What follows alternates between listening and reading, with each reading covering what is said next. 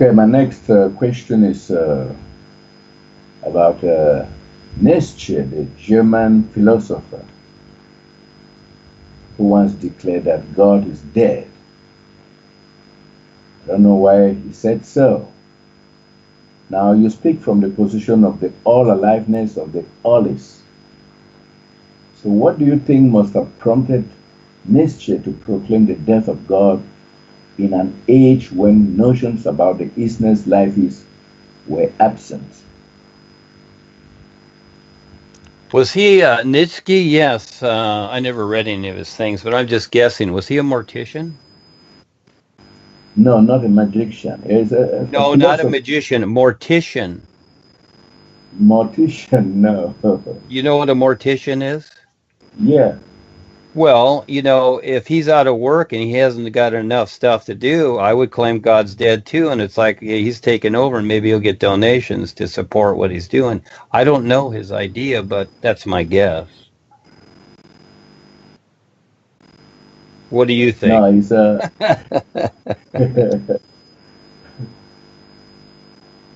No, I know him as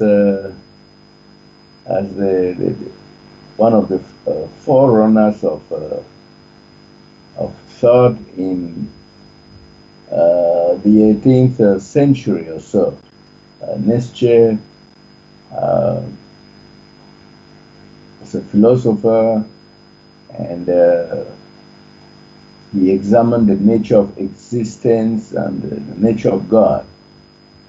And then he arrived at the conclusion that God is dead. So I want you to look at this from the standpoint of from the UP position of the all aliveness of the allis. So Okay, so if he proclaimed God is dead, what does that tell you by that statement? We'll have some fun here. Just the idea that he was a forerunner with thought is scary enough. So, because you can see how the world's come out, but just the idea that he proclaimed God is dead, what does that tell you? What would you say? yeah, I want to think that maybe examining the events that were going on around him and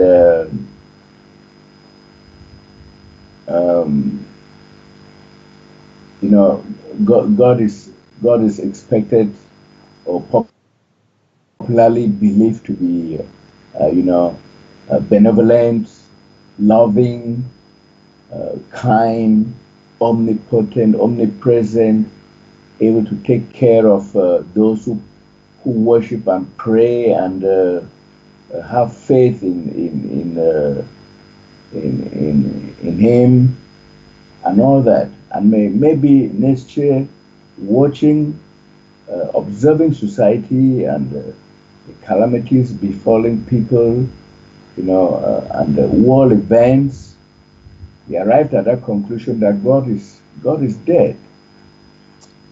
So Well, I'm just guessing. So,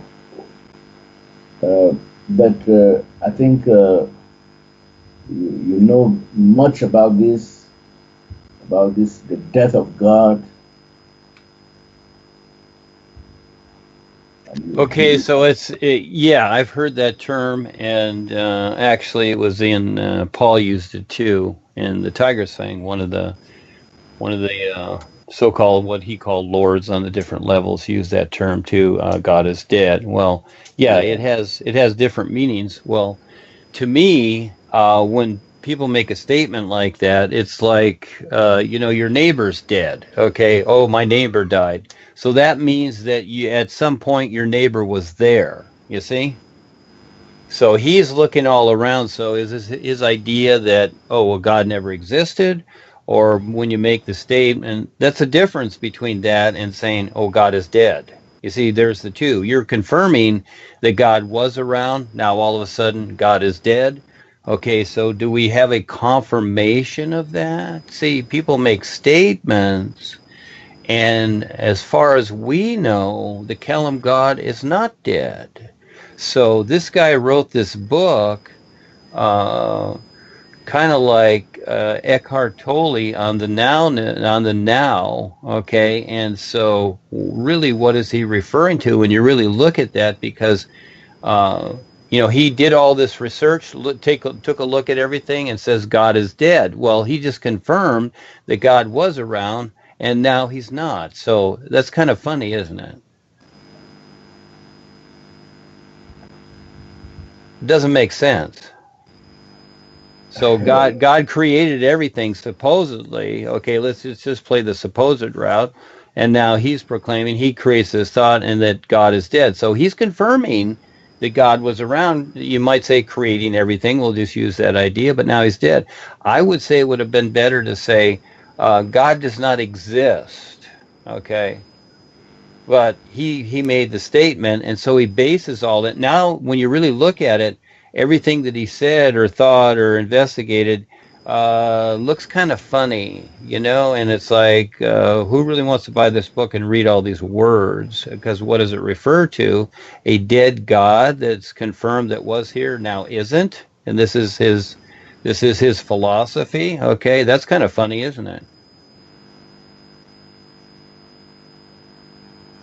Yeah. Yeah, now you're just reading words. Yeah, it's kind of funny. Yeah, see, again, most people don't see, they don't pay attention. They use words as a platform, but they don't pay attention to what is being said and what is the reference, because that is a confirmation. I would say in his mind, he's thinking, well, God never existed, because it's evident he doesn't exist. I would say that, but he used the statement, God is dead. See, he's not even seeing what he's saying because it doesn't make sense. Means God was there and then he's no more. Well, God was, but now he isn't. And when you really get into it, okay, do we got proof of that? Whatever. And again, we're just having fun here because it's really all silly stuff. Again, this is what takes place in creation, and people need things to do, but I would say at the same time, uh, you know, just like any politicians or whatever, or individuals that become interested in certain things, why are they creating this stuff? Really, most people don't know. They're just doing something in relationship to other things that exist, and most things that exist here are distortions. So when people, they want to get the history of the world or the governments or whatever, they're just getting a lot of distortion, and then they're just, reiterating the same distortion that's already been, written and confirmed. Not confirmed that it was distortion, but so that is the supposed history. As I look at these things can go any way they want. So this just adds to the distortion because it has no reference to the true reality.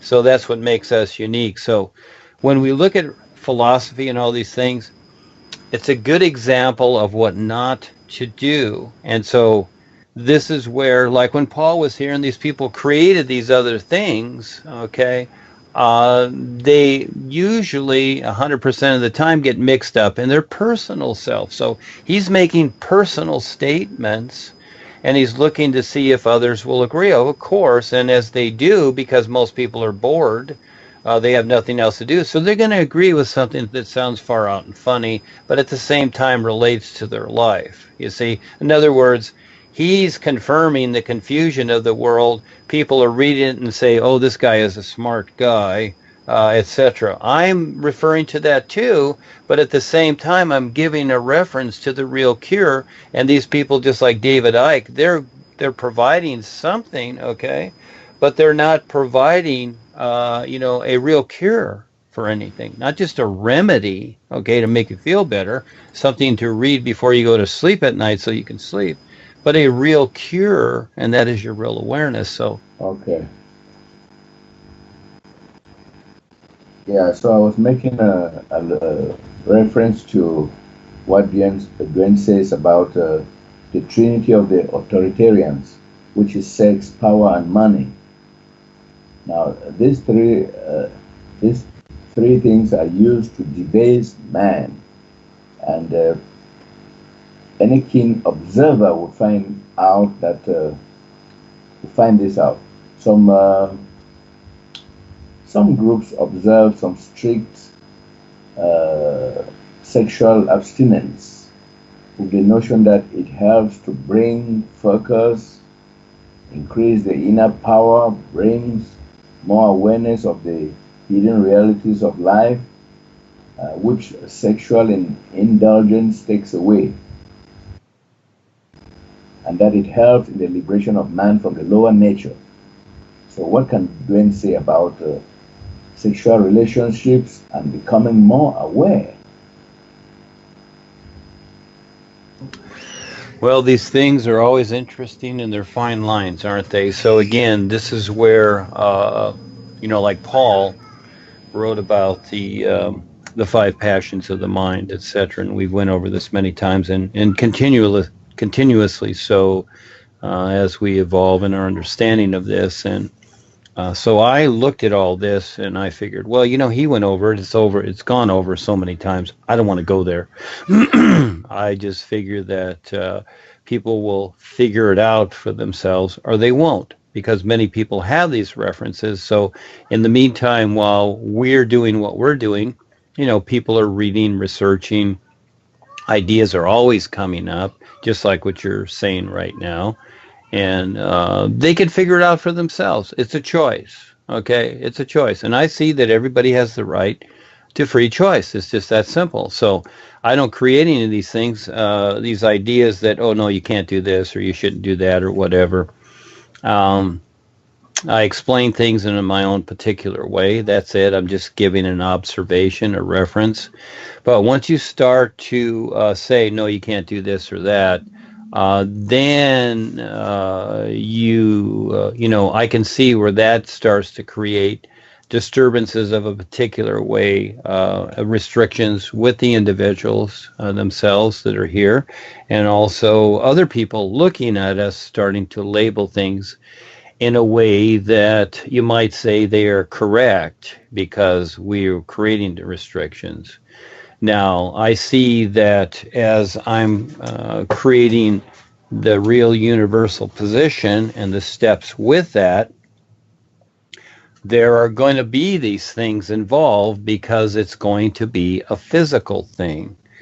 And there will be many people involved, so it's to, each person is to learn to respect, the rights, choices, and position of others also. So there's going to be some things determined there. So again, if you have a community there where you're focused on the natural environment, et cetera, we don't need someone to bring their boomer in and start playing rap music as an example. That becomes a little bit of a no-no. In other words, consideration to all others and the natural environment as it is. So you have to, in a way, do these things, okay, in that setting. But when it comes to the people in the group here and what is said and what is shared and whatever, yeah, we want to, be kind of cool with things, but at the same time, I'm not going to set up any kind of even guidelines, supposedly, to what a person should or shouldn't do. No, each person has to figure that out for themselves. And just like animals in nature, they, the parents, the bears, lead the little bears around until they figure it out. And, as you go through experience, you will. So these are choices. In other words, you decide what comes first in your life. Every step of the way, and we get better and better at it. So in the physical sense, this is a hard place. We have things that we want to do, etc. Well, go do them, have fun. So that's really all I could say about that, young man. So getting into these areas. Hold on. And here's Eric. Getting into these areas, once you start to go in there, you start to, you might say, open up a portal that just starts to bring influences in, and pretty soon everybody's talking about it because, it's hard enough for people to understand what we're doing, so it's easier for them to talk about what they've always known or what everybody else is doing. And so, Yeah, those ideas, it's personal choice, Charles. And so, again, Paul went over a lot of these things. Paul went over a lot of these things, so I looked at all that, and it's like, why should I do that? It's just reiterating the same old things that have already gone over through all these paths in history and everything like that. I'd rather get on with the adventure and get real with the isness, because you know what? When you're with the isness, when you're standing real and you have a real life and not affected by the five bodies, well, none of that exists. This is what's so cool about it. But you have to learn to see and be that real life. Until you do, then you succumb to the five bodies and all the passions and all the stuff, whatever. It's just choice is really what it is. So this becomes a challenge in the great adventure. So that's where I focused on what is what. And I have a physical body here, and yes, and the other four bodies, and they're stinkers, and they're just encumbrance is all they are, where people relish them and praise them and worship and cherish them. Fine, that's a choice. I don't. It's a vehicle like a car, and I'll get through it. That's how I see it for myself. But that's my choice, and I don't put that on others. I refer to that, etc., because as we more so succeed with the awareness, and while we're here, have a better consciousness in creation to deal with just with anything, well, we do better. And we continuously make better choices, but not get stuck in the old ways. But what a person does in their private life, that's their choice, okay? As long as the idea is that fine, do it in your private life, but when we're in the group, or when we're going to do the real universal position or whatever, there's going to be certain stipulations. I'm even going to have it to where there will be no motorized vehicles on the property unless they run on water. That's the whole idea. I already saw that a long time ago. I'm not going to have gas and diesel vehicles kind of moving around the land and doing stuff, just polluting the air. I've been in construction all my life. You see these big land movers, and it's just nothing but choking air. That's ridiculous. We'll have vehicles that will at least run on water or solar or something like that, or batteries or what have you. They can be recharged, whatever makes sense, but these things will not be on the property. And certain ideas and elements too, people have to be self-conscious of what they're providing and doing, and continuously be courtesy extended to others also. So this is what we're gearing up to get better, instead of just doing what we've always done. And it's like making a meal and then just leaving the mess there, and maybe the next day you'll clean it up. So again, it's taking a look at every little step. But again, the personal elements and things like that, yeah, those are left with the yogas and whatever, where they're celibate and all these other things. I don't know, is it working? The priests tried that with the nuns and it didn't work, so they had to go underground and create babies. So it's a funny world in creation, isn't it? It just depends upon how real you want to get with the whole of life now. See, we know more than just creation. So